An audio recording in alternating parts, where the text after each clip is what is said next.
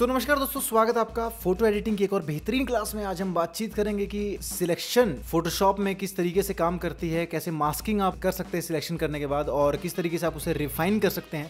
सबसे पहले हम जो हमारी ये फोटो है इसके कुछ पोर्शन को सिलेक्ट कर लेते हैं। मैं यहाँ पर ऑब्जेक्ट सिलेक्शन टूल को यूज करूंगा अपने सब्जेक्ट को यहाँ पर सिलेक्ट करने के लिए। मैं ड्रैग यहाँ पर एक रेक्टेंगल मैंने क्रिएट किया था जिसकी वजह से सिलेक्शन आ चुकी है। इसके बाद जैसे कि आप देख सकते हैं कुछ रिफाइनमेंट हमें करनी पड़ेगी क्योंकि यहाँ पर छोटे छोटे ऑब्जेक्ट्स हैं, तो उसके लिए हम क्विक सिलेक्शन टूल की मदद लेंगे। हम अपने ब्रश को थोड़ा छोटा करेंगे और यहाँ पर जो अपनी सिलेक्शन है उसे हम इंप्रूव करेंगे, या फिर आप ऑब्जेक्ट सिलेक्शन में जाकर ऐड का ऑप्शन सिलेक्टेड रखिए और यहाँ पर ड्रैग एंड ड्रॉप अगर आप करेंगे तो आपकी जो सिलेक्शन है वो इंप्रूव हो जाएगी। अगर मैं ऑल्ट दबाकर यहाँ पर सिलेक्शन करता हूँ तो वो स्पेसिफिक जो रीजन है उसमें से उसको रिमूव भी कर सकता है, सिलेक्शन को रिफाइन भी कर सकता है। अगर आप चाहें तो आप पेन टूल का यूज भी कर सकते हैं, बट यहाँ पर बहुत छोटी शेप्स हैं, सो मैं डिफरेंट टूल्स यूज कर रहा हूँ ये पूरी सिलेक्शन जो है वो क्रिएट करने के लिए। एक चीज का और आप खास ध्यान रखिए कि बेसिकली ये जो टूल्स हैं ये आपकी जो फाइल है उसकी रेजोल्यूशन के अकॉर्डिंग काम करते हैं। तो अगर आपकी फाइल की जो रेजोल्यूशन है वो ज्यादा अच्छी नहीं है और कॉन्ट्रास्टी नहीं है, एजेस शार्प नहीं है, चांसेस हैं कि ये टूल्स इतना अच्छा काम ना करें जो क्विक सिलेक्शन या फिर जो ऑटोमेटिक सिलेक्शन टूल्स हैं। उस सिनेरियो में आप पेन टूल या फिर कुछ मैनुअल टूल्स का यूज कर सकते हैं जिससे कि आप मैनुअल सिलेक्शंस क्रिएट कर सकें।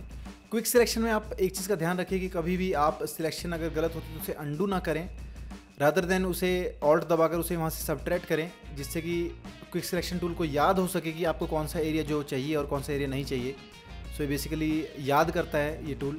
हमेशा याद रखिए, एक टिप है कि आप ऑल्ट दबाकर हमेशा जो एरिया नहीं चाहिए उसे सबट्रैक्ट कीजिए ताकि सॉफ्टवेयर को और इस टूल को पता चल सके कौन सा एरिया जो आपको रिक्वायर्ड और कौन सा एरिया आपको रिक्वायर्ड नहीं है। अब इसके बाद इस सिलेक्शन को और रिफाइन करने के लिए हम ऊपर सिलेक्ट एंड मास्क का ऑप्शन है इस पर जाएंगे, जिससे कि आप सबसे पहले ये जो व्यू का ऑप्शन है इसे चेंज कर लीजिए ओवरले पर, जिससे आपके पास एक ओवरले साइड में बन जाएगा जिसकी ओपेसिटी आप कंट्रोल कर सकते हैं कलर की। ये आपको बताएगा कि कौन सा एरिया जो सिलेक्टेड है और कौन सा एरिया सिलेक्टेड नहीं है। अगर हम यहाँ पर जूम इन करते हैं कंट्रोल और प्लस दबाकर, हम देख सकते हैं कि यहाँ पर कुछ एजेस में प्रॉब्लम है। हम यहाँ पर सिलेक्शन टूल में वापस जाएंगे और इन एजेस में भी सिलेक्शन जो है वो थोड़ी इंप्रूव कर लेंगे। यहाँ पर आप और इंप्रूव कर सकते हैं और ये जो ऑब्जेक्ट है सिलेक्टेड नहीं है हम सिलेक्ट। इसके अलावा अगर आप और डिटेल में, जैसे यहाँ पर अगर आप देखेंगे तो ये जो सिलेक्शन है अगर आप और डिटेल में रिफाइन करना चाहते हैं तो नीचे एक रिफाइन एज ब्रश टूल है। यहाँ पर अगर आप पेंट करेंगे तो ये और डिटेल में जो है वो एजेस को जो है रिफाइन कर देगा। इस टूल का यूज आप कर सकते हैं हेयर्स को भी रिफाइन करने के लिए। फॉर एग्जांपल जैसे यहाँ पर हमारे पास हेयर्स हैं तो आप इस टूल से उन हेयर्स को और डिटेल में सिलेक्ट कर सकते हैं। कंट्रोल प्लस और कंट्रोल माइनस से आप यहाँ पर जूम कर सकते हैं, जूम इन जूम आउट कर सकते हैं। मैं हेयर पर इस ब्रश को अप्लाई कर रहा हूँ जिससे कि मेरे पास और अच्छी डिटेल आ सके। हेयर्स को जो मैं और प्रॉपरली जो है वो सिलेक्ट कर सकूँ। इसके अलावा यहाँ पर जैसे कि आप एजेस देख सकते हैं, इन एजेस को भी रिफाइन एज सिलेक्ट टूल से आप रिफाइन कर सकते हैं और इम्प्रूव कर सकते हैं। जैसे कि यहाँ पर जो हेयर हैं, जो एजेस हैं, उनकी सिलेक्शन को आप इंप्रूव कर सकते हैं। सिमिलरली यहाँ पर जैसे मेरे पास जैगेड एजेस हैं या फिर थोड़ी सी रफ एजेस हैं, इन्हें भी मैं रिफाइन एज की मदद से जो है वो इंप्रूव कर सकता हूँ। अब मैं कुछ एजेस को ज़्यादा इंप्रूव नहीं करूँगा बिकॉज मैं मास्किंग के थ्रू आपको बताऊँगा कि उन्हें और ज़्यादा रिफाइन कैसे किया जा सकता है। I am okay with this, ये सही है। इसके बाद मैं इसे ओके दबाकर कुछ और सेटिंग्स हैं जैसे कि रेडियस जो है आपकी एजेस की वो कितनी रहनी चाहिए, वो सॉफ्टवेयर कैसे उसे डिटेक्ट करेगा वो आप यहाँ से चूज कर सकते हैं। इसे कम ही रखेगा, ज़्यादा रखने पर जो आपकी एजेस है वो फैल जाएंगी या फिर सॉफ्टवेयर ज़्यादा एरिया में जो है वो एजेस को ढूंढेगा जिससे कि आपकी एजेस फैल सकती हैं या फिर थोड़ी ख़राब हो सकती हैं। इसके अलावा नीचे अगर आप आएंगे तो स्मूथ का ऑप्शन है जो कि अलाउ करता है आपको एजेस को स्मूथ करने के लिए। अगर इसे मैं बढ़ाऊंगा और रेडियस को भी थोड़ा हम यहाँ पर बढ़ाते हैं।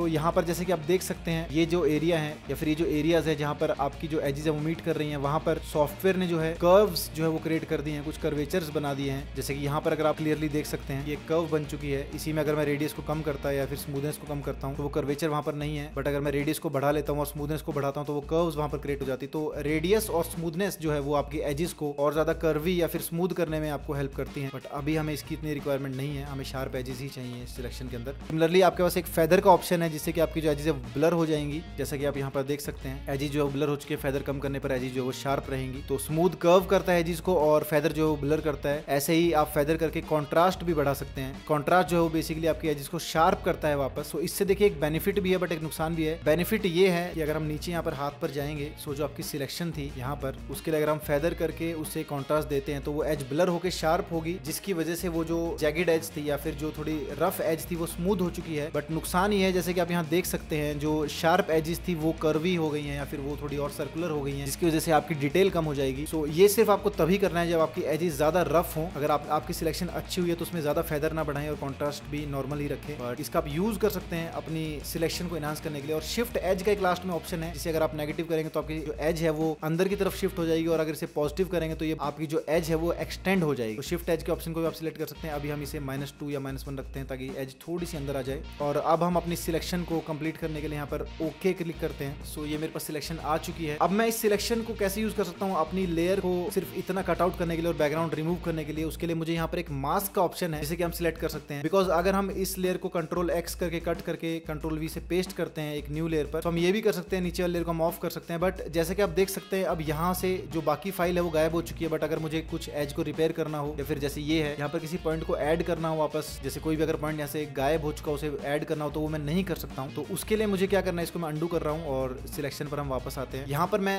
नीचे एक मास्क का ऑप्शन, इस पर जाकर अगर मैं क्लिक करूंगा तो लेयर के साथ एक और लेयर बन जाती है जो कि ब्लैक एंड व्हाइट लेयर है। नीचे हम एक कलर लेयर जो है वो ले लेते हैं, हमें अपनी सिलेक्शन जो है वो दिखती है। सो जैसा कि आप देख सकते हैं इसके साथ एक और लेयर बन चुकी है ब्लैक एंड व्हाइट कलर की। सो ये किस तरीके से काम करती है, अगर मैं यहाँ से ब्रश टूल लेता हूँ, ब्रश टूल सिलेक्ट करता हूँ जिसका शॉर्टकट B है और इसे थोड़ा छोटा करता हूँ। सो मेरे पास जैसा कि आप देख सकते हैं ब्रश टूल में 2 कलर्स हैं, ब्लैक और व्हाइट। सो व्हाइट कलर जहां पर मैं पेंट करूंगा वहां पर मेरी लेयर दिखेगी। ध्यान रखना कि जो आपने पेंट करना है वो आपको मास्क पर करना है ना कि लेयर पर। सो अगर मैं मास्क पर यहाँ पर पेंट करता हूँ तो मुझे वो लेयर नजर आती है, और अगर मैं वहां पर ब्लैक कलर पेंट करता हूँ व्हाइट की जगह तो वो जो लेयर है वो गायब हो जाएगी। बस ध्यान रखना है आपको कि जो लेयर है वो सिलेक्टेड ना हो, जो आपका मास्क है वही सिलेक्टेड हो। और इस पर अगर आप व्हाइट पेंट करेंगे तो लेयर जो है वो दिखेगी और ब्लैक पेंट करने पर जो है आपकी लेयर वो गायब हो जाएगी। अब इन कलर्स को स्विच करने के लिए आप यहाँ पर ये स्विच का एक बटन है, इसे क्लिक कर सकते हैं, फिर X दबा सकते हैं जिससे कि आपका ब्लैक और व्हाइट कलर जो है वो स्विच होता रहेगा। सो मैं लेयर मास्क पर जाऊंगा और यहाँ पर ब्लैक कलर पेंट करूंगा इन एजेस पर जो मुझे नहीं चाहिए, उनको रिफाइन करने के लिए ब्रश को छोटा या बड़ा करते हैं आप ब्रैकेट टूल, और X दबाऊंगा व्हाइट कलर यूज करने के लिए, जिससे कि मैं लेयर को वापस ले आऊं, फिर से ब्लैक कलर से इसे मिटाऊंगा और व्हाइट इन एजेस को जो है रिफाइन करेंगे। सिमिलरली जैसे कि हमने यहाँ देखा था, अगर मैं यहाँ पर व्हाइट कलर पेंट करता हूँ तो एक ये पॉइंट मेरे पास मिलता है। सो ये बेनिफिट है मास्क का कि आप उन पॉइंट्स को भी वापस ला सकते हैं जो शायद आपने सिलेक्शन में नहीं यूज किए थे। अब यहाँ पर मैं जूम करके ब्लैक कलर सिलेक्ट करता हूँ और ब्रश का साइज थोड़ा छोटा करके यहाँ पर ब्लैक पेंट करता हूँ, जिससे कि मैं इन एजेस को और रिफाइन कर सकूँ। यहाँ से इस कलर को मैं मिटा। अब जैसे कि हमारे यहाँ पर एजेस जो थी वो रिफाइंड नहीं थी, सो मैं यहाँ पर इन एजेस को रिफाइन कर लूंगा। ब्लैक कलर लेकर जूम करूंगा और यहाँ पर एजेस को मैं रिफाइन कर लूंगा, और व्हाइट कलर से मैं जो एजेस एनहांस कर वापस ले आऊंगा, यूज करना है। अब ब्रश टूल का एक और बेनिफिट है कि आप इसकी ओपेसिटी कम कर सकते हैं या फिर फ्लो कम कर सकते हैं, जिससे कि आपकी जो कलर है वो ट्रांसपेरेंट हो सकता है, और आप जो अपनी सिलेक्शन है उसे आप सेमी ट्रांसपेरेंट या फिर जो मास्किंग उसे सेमी ट्रांसपेरेंट कर सकते हैं, जिससे कि आपका मास्क कंप्लीटली उसको मिटाएगा नहीं या फिर व्हाइट कलर लेने पर वो उसे कंप्लीटली गायब नहीं करेगा। इससे कि आप सेमी ट्रांसपेरेंट एरिया जो है वो क्रिएट कर सकते हैं अपनी मास्किंग के अंदर। ये भी एक एडवांस टिप है जिसे हम आगे अपनी फोटोज की कंपोजिटिंग के अंदर यूज करेंगे। सो ये है काम मास्क का, जिससे कि हमने बैकग्राउंड को जो है वो चेंज कर दिया है। अब इसके जगह हम कोई भी फोटो लाकर रख सकते हैं एज अ बैकग्राउंड। तो अगर मैं यहाँ पर जाऊंगा और कोई फोटो लेकर के आ जाता हूँ, तो यहाँ से हम कोई भी फोटो लाकर रख सकते हैं। इसे हम अपनी फोटो के जो आर्टिस्ट है उसकी फोटो के पीछे अगर रखेंगे, सो बैकग्राउंड को जो हम चेंज कर सकते हैं, कोई भी बैकग्राउंड हम यहाँ पर अप्लाई कर। सो ये है फायदा मास्किंग का। इसके अलावा मास्क के कुछ ऑप्शंस हैं जो आपको बता देता हूँ। अगर हम मास्क पर जाएंगे और उसे राइट क्लिक करेंगे तो यहाँ से हम डिसेबल कर सकते हैं मास्क को, जिससे कि मास्क ऑफ हो जाएगा और हमें जो असली लेयर है वो दिखने लग जाएगी। ऐसे अगर मैं राइट क्लिक करके डिलीट करता हूँ तो मास्क आपका डिलीट हो जाएगा। राइट क्लिक करके अप्लाई लेयर मास्क करता हूँ तो जो भी मास्क की प्रॉपर्टीज थी वो बेसिकली अप्लाई हो जाएंगी आपकी लेयर के ऊपर। और अब आप जैसे कि देख सकते हैं यहाँ पर कोई मास्क नहीं है और जो आपकी एजेस हैं वो ट्रांसपेरेंट हो चुकी हैं, आपका जो बैकग्राउंड है वो ट्रांसपेरेंट हो चुका है। ऐसे ही अगर आप राइट क्लिक करके ऐड मास्क टू सिलेक्शन करते हैं, तो अगर आपने कोई और सिलेक्शन बनाई है यहाँ पर, फॉर एग्जांपल मैं यहाँ पर एक इलिप्टिकल सिलेक्शन बना लेता हूँ और राइट क्लिक करके यहाँ पे करता हूँ ऐड मास्क टू सिलेक्शन, तो मास्क जो हमने बनाया है वो सिलेक्शन के साथ ऐड हो जाएगा। ऐसे ही अगर मैं कोई और सिलेक्शन यहाँ पर क्रिएट करता हूँ और यहाँ पर राइट क्लिक करके सबट्रैक्ट मास्क फ्रॉम सिलेक्शन करता हूँ, तो यहाँ से जो मैंने सिलेक्शन बनाई थी उसके अंदर से जो मास्क है वो डिलीट हो जाएगा। और लास्ट अगर मैंने कोई सिलेक्शन बनाई है और राइट क्लिक करके मैं इंटरसेक्ट करता हूँ, तो जहाँ पर वो सिलेक्शन और जो मेरा मास्क था वो इंटरसेक्ट करते हैं, सिर्फ वो एरिया सिलेक्शन में रहेगा और बाकी सारा जो एरिया वो गायब हो जाएगा। तो ये कुछ ऑप्शंस हैं जिनका यूज करके आप अपनी सिलेक्शन के साथ मास्क को यूज कर सकते हैं अपनी सिलेक्शन को क्रिएट करने के लिए। इसके अलावा अगर आप कंट्रोल दबाकर मास्क पर क्लिक करेंगे तो जो भी आपकी एजेस हैं वो एज अ सिलेक्शन आपके पास आ जाएंगी। अब आप एक न्यू लेयर लेकर यहाँ पर अगर पेंट करते हैं या कुछ भी और चेंज करते हैं किसी भी चीज में, तो वो जो चेंजेस हैं वो सिर्फ उतने स्पेसिफिक एरिया में ही रहेंगे, इतने एरिया में जो है आपका मास्क। तो ये भी बेनिफिट है। इसके बाद एक और ऑप्शन है यहाँ पर लिंक का, तो आप अपनी जो लेयर है उसे मास्क के साथ लिंक रख सकते हैं या फिर अनलिंक कर सकते हैं। अगर इसे मैं क्लिक कर दूंगा यहाँ पर तो वो हट जाएगा। अब मैं अपनी फोटो को जो है वो मास्क के अलावा